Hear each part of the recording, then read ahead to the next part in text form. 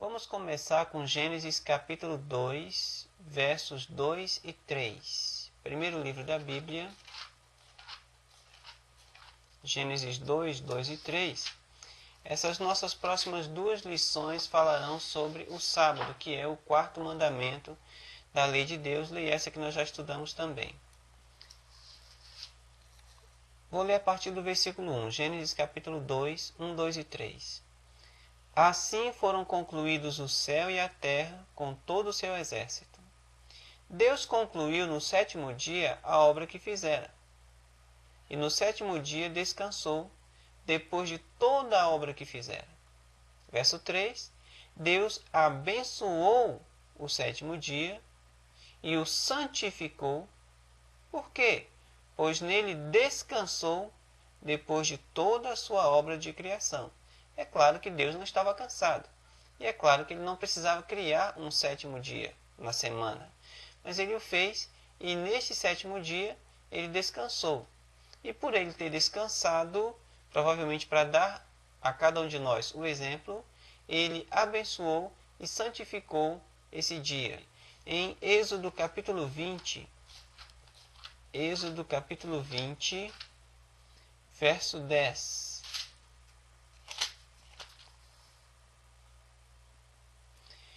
O sétimo dia, porém, é o sábado de Yahvé, teu Deus.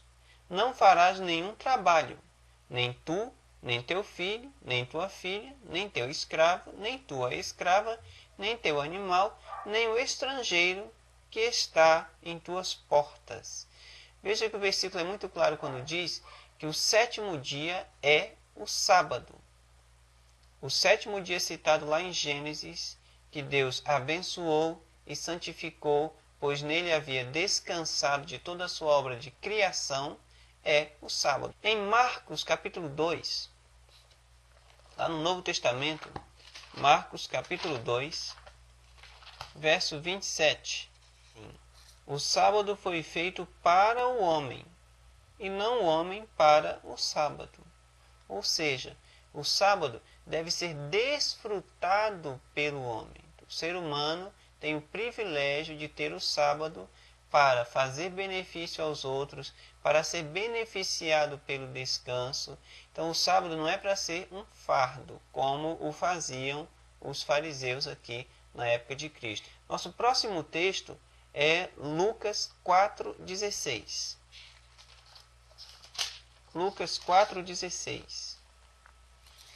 Ele foi a Nazara, onde fora criado, e segundo o seu costume, entrou em dia de sábado na sinagoga e levantou-se para fazer a leitura.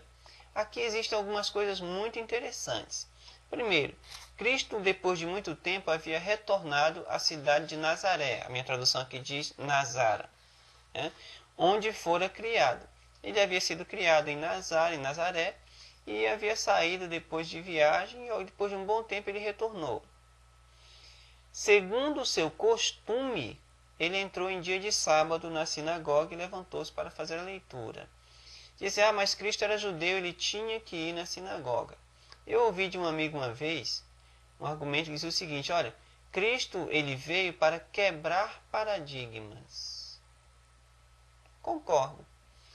No entanto, eu acredito que a gente poderia chamar de um paradigma a ida à sinagoga ao sábado, porque era um costume judaico, por assim dizer. Meu colega também insistiu muito nessa questão de separar bem o que era judeu do que era não judeu.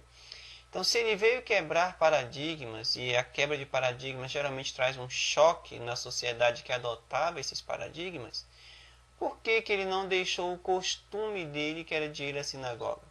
Será que se ele quisesse abolir a guarda do sétimo dia, que ele mesmo criou lá em Gênesis, ele não teria começado por minar esse costume de ir à sinagoga aos sábados? Diz, mas como judeu, se ele deixasse de ir, ele seria apedrejado. Olha, ele fez muitas coisas que incentivaram os judeus a desejarem apedrejá-lo. Por que ele não poderia ter feito isso também? Se ele veio quebrar paradigmas, o paradigma maior naquela época era a questão do sábado. É o que separa mais judeus de não judeus. é claro aqui no texto que ele manteve o costume e foi à sinagoga. E como todo bom judeu, ele se ofereceu para fazer a leitura bíblica naquele dia. O próximo texto é Mateus 24, 20. Volta um pouquinho aí para Mateus 24, 20. Pedi que a vossa fuga não aconteça no inverno ou num sábado. Quando você analisa o capítulo 24, na minha Bíblia aqui, o título do capítulo é o discurso escatológico, quer dizer, Cristo estava falando sobre os últimos acontecimentos da história do mundo. E ele misturou esses últimos acontecimentos da história do mundo com os últimos acontecimentos da história da cidade de Jerusalém. Ele avisou isso por causa do inverno, que era muito rigoroso, e também porque no sábado os judeus estariam todos reunidos na cidade para o culto. Perceba que em nenhum momento do capítulo 24 e qualquer outro capítulo de Mateus, ele faz uma crítica à guarda do sábado, mas sim à maneira como os judeus faziam essa guarda do sábado. Então, para evitar transtornos e evitar dificuldades na fuga, lá no ano 70, quando os romanos viessem invadir, ele disse assim, olha, orem para que a fuga não aconteça nem no inverno e também não aconteça no sábado. Lucas capítulo 23, 54 a 56, traz outra coisa bem interessante que merece ser analisada. 23, 54 a 56. Aqui, Cristo já havia sido morto, havia sido sepultado, e no versículo 54 você encontra o seguinte: era o dia da preparação e o sábado começava a luzir. Esse dia da preparação era como os judeus conheciam a sexta-feira. Os dias não tinham nome, o único que tinha nome era o sábado, pelo menos para os judeus. Era o dia da preparação e o sábado começava a luzir, quer dizer, sexta-feira o sol estava se pondo e o sábado então estava começando. As mulheres, porém, que vieram da Galiléia com Jesus, haviam seguido a José e observaram o túmulo e como o corpo de Jesus fora ali depositado. Em seguida, voltaram e prepararam aromas e perfumes, e, no sábado, observaram o repouso prescrito. Algumas traduções dizem repousaram conforme o mandamento. Olha só que interessante. Cristo havia morrido. Muita gente diz que quando Cristo morreu, ele aboliu os 10 mandamentos. Eu não vou discutir a falta de noção que um argumento desse revela, mas supondo que ele tenha que com a sua morte tivesse abolido pelo menos o sábado, será que as pessoas que andavam com ele o tempo todo não iam saber se ele tivesse orientado que com a sua morte o sábado seria abolido? Supondo que ele tivesse avisado aos seus discípulos, será que essas mulheres que andavam com ele o tempo todo e que ajudavam a financiar o ministério não saberiam disso?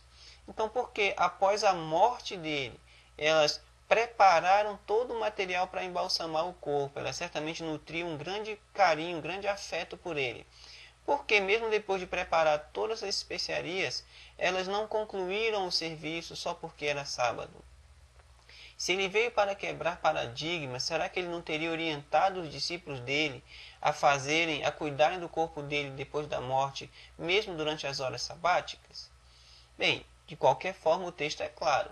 Elas fizeram tudo o que elas podiam no dia da preparação e no sábado elas repousaram conforme o mandamento. Você diz, mas espera aí, se elas fossem fazer isso, os judeus iam apedrejá-las. Eu acredito que nesse momento aí, como o sábado estava surgindo, praticamente todos os judeus que estariam lá perto presenciando a crucifixão já tinham se retirado para os seus lares justamente para fazer a preparação para o sábado, porque os judeus haviam criado regras muito rigorosas quanto a isso. Então, caso elas tivessem permanecido lá no túmulo para cuidar do corpo de Cristo durante as horas sabáticas, não haveria ninguém lá para apedrejá-las e ninguém lá para avisar os judeus depois que elas haviam transgredido o sábado. Mas, mesmo depois da morte dele, as pessoas mais próximas a ele, com todo aquele carinho, prepararam e fizeram tudo o que podiam, e no sábado repousaram conforme o mandamento. Prosseguindo, Atos capítulo 17. Alguém poderá dizer para mim, mas na verdade é que ele só aboliu o mesmo mandamento depois que ele ressuscitou. Aí ele avisou para todo mundo que o mandamento do sábado não valia mais. O curioso é que a citação é explícita para o mandamento do sábado, sendo que há outros 9 mandamentos que quase ninguém faz questão de citar. Mas vamos prosseguir. Atos capítulo 17, verso 2. Atos 17, 2 diz assim: Paulo havia chegado na cidade de Tessalônica e, segundo seu costume, Paulo foi procurar os judeus. Ele foi até uma sinagoga. Por 3 sábados dialogou com eles, partindo das Escrituras e contando que Cristo era o Salvador, coisa que os judeus tinham muita dificuldade em aceitar, até hoje ainda tem. Vê aqui que a questão em Atos 17, 2 não é a guarda ou não do sábado, mas sim o fato dos judeus aceitarem a Cristo como Salvador. Por outro lado, perceba que Paulo não criticou esse costume de se reunir na igreja aos sábados. Ele ia encontrar os judeus e ia contar sobre a palavra de Deus para os judeus na igreja deles, na sinagoga. E é importante lembrar que Paulo era judeu, Paulo era fariseu, uma das classes mais ferrenhas que os judeus tinham quanto à guarda das Escrituras, no que diz respeito aos primeiros 5 livros do Antigo Testamento, que era a única Bíblia que Paulo conhecia. Atos capítulo 13, versos 42 a 44. Diz aqui, eles estavam aqui nessa época em Antioquia, na cidade de Antioquia. 42 diz assim: à saída, convidaram-nos a falar novamente sobre essas coisas no sábado seguinte. Dissolvida a reunião da sinagoga, muitos dos judeus e dos prosélitos praticantes seguiram Paulo e Barnabé.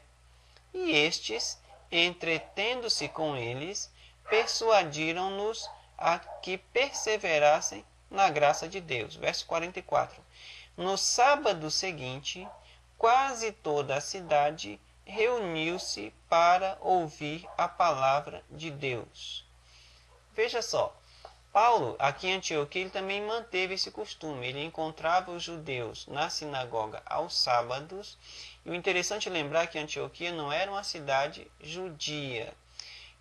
Como eles estavam tão interessados em ouvir a respeito da palavra de Deus, o que impediria de eles se reunirem, sacrificarem suas atividades no domingo e no restante da semana e se reunirem no domingo para ouvir a palavra de Deus, que seria logo o dia seguinte, já que era tão urgente, já que eles estavam tão empolgados para ouvir a palavra de Deus?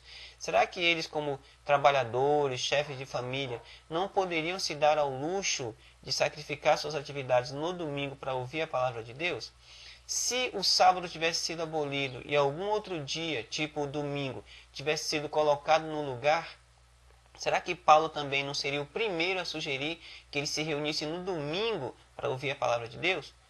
Paulo aqui, muitos anos depois da ascensão de Cristo, aparentemente, pelo menos é o que o texto deixa implícito, não sabia nada sobre a mudança do dia de adoração do sábado para qualquer outro dia, como o domingo, por exemplo. Tanto que Paulo aceitou o convite dos judeus para se reunir na sinagoga mais uma vez por outros sábados para explicar a palavra de Deus, numa cidade que não era uma cidade judia e que, portanto, a população em si não ia trazer represálias para algum tipo de transgressão do sábado. Ele então fez essas pregações, por assim dizer, instruiu as pessoas sobre a palavra de Deus no sábado. Os judeus insistiram com urgência, mas mesmo essa urgência não fez Paulo sugerir que a pregação, a instrução bíblica acontecesse logo no dia seguinte, que seria domingo. Isso com certeza deve ter algum significado. Ainda em Atos, no capítulo 18, Atos capítulo 18, versos 1 a 11, fala da fundação da igreja de Corinto. Aqui ele conta uma história bem interessante. O texto diz assim: depois disso, Paulo afastou-se de Atenas e foi para Corinto. Lá encontrou um judeu chamado Áquila, natural do Ponto, recém-chegado da Itália, com Priscila, sua mulher, em vista de Cláudio ter decretado que todos os judeus se afastassem de Roma. Foi, pois, ter com eles. Como exercesse a mesma atividade artesanal, ficou ali hospedado e trabalhando. Eram, de profissão, fabricantes de tendas. Olha que interessante. Paulo, ele tinha uma profissão. Os judeus, eles eram ensinados naquela época a ter um trabalho, a saber fazer algo. Em caso de necessidade, eles poderiam, com o trabalho, se manter. Paulo, como um bom fariseu, também aprendeu isso. Ele tinha um ofício extra. Então, em caso de necessidade, ele conseguia se manter, que foi o que aconteceu aqui nessa viagem dele a Corinto. Cada sábado, ele discorria na sinagoga, esforçando-se por persuadir judeus e gregos. Opa, aqui nós temos um detalhe. Corinto não era uma cidade judia. Paulo, não apenas para encontrar os judeus, mas também como ele tinha que trabalhar todo o resto da semana para se manter, e quando você lê as epístolas de Paulo, você lê referências que ele faz a isso. Ele diz para alguns cristãos, olha, quando eu estive aí na cidade de vocês, eu não fui pesado para vocês, eu me mantive sozinho, não aceitei nenhuma doação. Então ele se manteve, ele trabalhava os 6 dias da semana para se manter, e no sábado ele ia à sinagoga, que era um costume dele de fariseu, para pregar aos judeus que estariam reunidos lá em grande número. Embora, repito, numa cidade que não era uma cidade própria de judeus, não haveria empecilho algum em ele fazer essa pregação no domingo. Mas não há nenhuma referência no texto de Atos, que está no Novo Testamento, de que ele fez algo assim. Prosseguindo aqui, versículo 5. Quando, porém, Silas e Timóteo chegaram da Macedônia, Paulo começou a dedicar-se inteiramente à palavra, atestando aos judeus que Jesus é o Cristo. Vê só, quando chegaram pessoas para auxiliá-lo, essas pessoas podiam conseguir o sustento e Paulo se dedicou inteiramente à palavra de Deus. Mas aqui não diz que esse inteiramente incluía uma pregação exclusivamente ao domingo. O texto continua dizendo o seguinte, verso 6, contudo, diante da oposição e das blasfêmias deles, dos judeus, Paulo sacudiu suas vestes e disse-lhes, vosso sangue recai sobre a vossa cabeça. Quanto a mim, estou puro e de agora em diante dirijo-me aos gentios. Então foi aqui em Corinto, ele decidiu, porque os judeus estavam muito resistentes, não queriam ouvir que Cristo era o verdadeiro Salvador, disse, olha, já que vocês não querem ouvir, vocês não querem, eu vou para quem quer. Vou me dirigir ao gentio. Gentio é todo aquele que não é judeu. Verso 7. Então, retirando-se dali, dirigiu-se à casa de certo justo, adorador de Deus, cuja casa era contígua à sinagoga. Mas Crispo, o chefe da sinagoga, creu no Senhor com toda a sua casa. Também muitos dos coríntios, ouvindo a Paulo, abraçaram a fé e eram batizados. Uma noite, disse o Senhor a Paulo em visão, não temas, continua a falar e não te cales. Eu estou contigo e ninguém porá a mão em ti para fazer-te mal, pois tem um povo numeroso nesta cidade. Assim, residiu ali 1 ano e 6 meses, ensinando entre eles a palavra de Deus. E aí, com certeza, foi o surgimento da igreja de Corinto, para quem ele escreveu aquela epístola aos Coríntios. Perceba que o texto ele deixa claro algumas coisas. Primeiro, que Paulo, para encontrar os judeus em qualquer cidade que não fosse judia, ele se reunia na sinagoga, porque lá todo sábado os judeus mantinham esse costume. Diz, mas eram judeus, eles não perceberam que Cristo aboliu essa regra do sábado. Beleza, vamos partir desse princípio. No entanto, Paulo, ele em nenhum momento criticou isso. Quando ele dizia que Cristo era o Salvador do mundo, ele já estaria quebrando, por assim dizer, talvez eu esteja até empregando mal a palavra, se é o caso, me perdoe, ele estaria quebrando um paradigma que estava fixo na mente da sociedade judaica. O Messias, Cristo, que eles haviam assassinado na cruz, não fazia sentido algum, já era uma quebra muito grande. Ele poderia muito bem começar a minar esse costume do sábado, mas indo à sinagoga aos sábados, ele estava endossando esse procedimento, e ele trabalhava no restante da semana fazendo tendas, e só no sábado ele separava para a pregação do Evangelho. Se ele soubesse dessa ideia, né, de que o sábado havia sido abolido com a morte e a ressurreição de Cristo, e o estranho que parece que ele não sabia, ele já estaria pregando algo a respeito disso, mas em nenhum momento das pregações dele essa ideia aparece. Outra coisa interessante é que ele só pôde se dedicar com liberdade totalmente à pregação quando os colegas dele chegaram. Por quê? Porque os colegas dele faziam o trabalho para conseguir o sustento e poderiam então bancar, por assim dizer, a obra dele. Ele se dedicou completamente à pregação do Evangelho, sem precisar se ater ao seu trabalho para manutenção própria. O último texto é Mateus capítulo 12. Mateus capítulo 12, versos 11 e 12. Mateus 12, 11 e 12.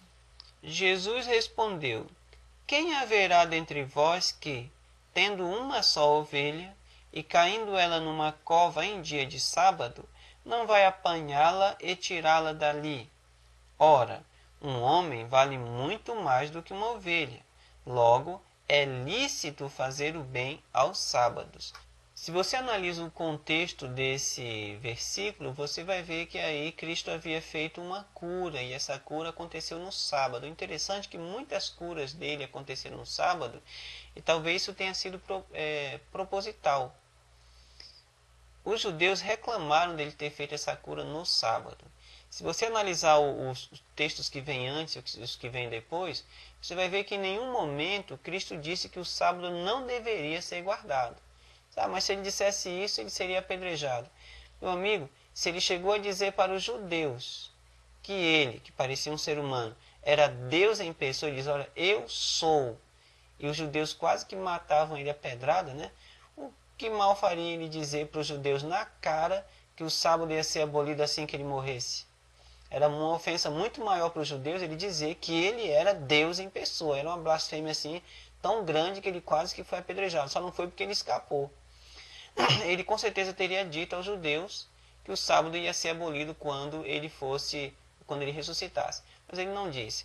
Outra ideia interessante é que ele deixou claro aqui, não que o sábado seria abolido ou não valia mais, mas ele deixou claro que o sábado ele tem que ser utilizado para a preservação da vida humana, para trazer benefícios ao ser humano.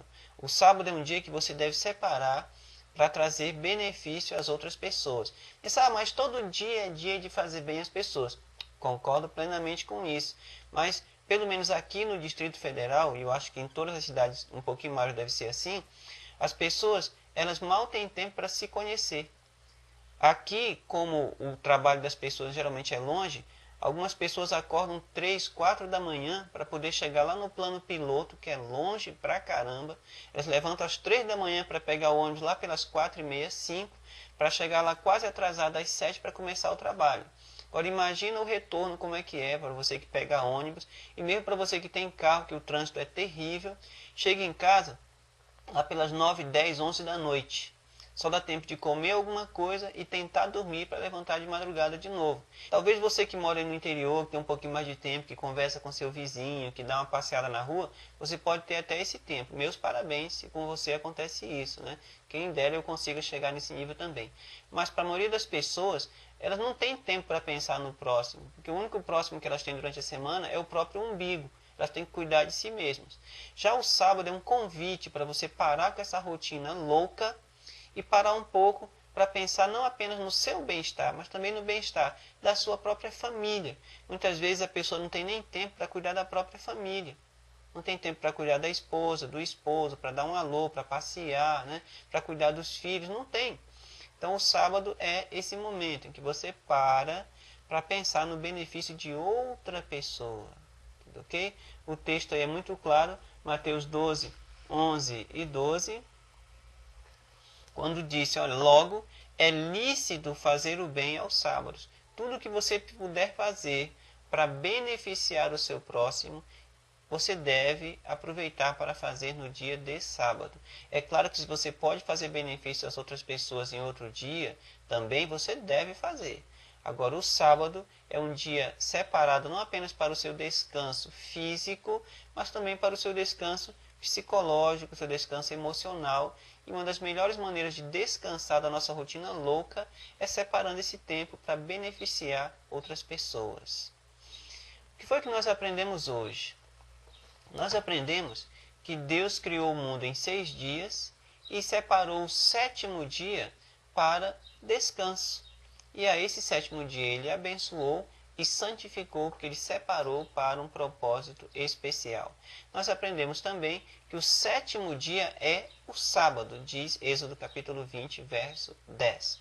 Nós aprendemos que Cristo é Senhor também do sábado e que o sábado é um dia que foi criado para benefício do homem, do ser humano, e que é lícito fazer bem aos sábados. Nós aprendemos também que em muitas passagens do Novo Testamento, mesmo após a ressurreição de Cristo, os apóstolos, Paulo, por exemplo, mantinham o seu costume de visitar os judeus em suas sinagogas aos sábados, e que não há nenhuma passagem em Atos dos Apóstolos, pelo menos, em que ele declare claramente que o sábado não deve mais ser guardado.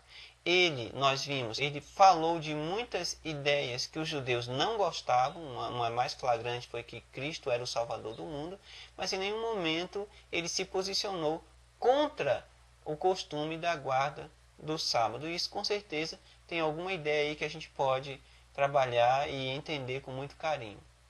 Nossa próxima lição a gente vai ver mais algumas coisas sobre o sábado. A ideia é como se guarda o Santo Sábado. Eu espero você na nossa próxima lição.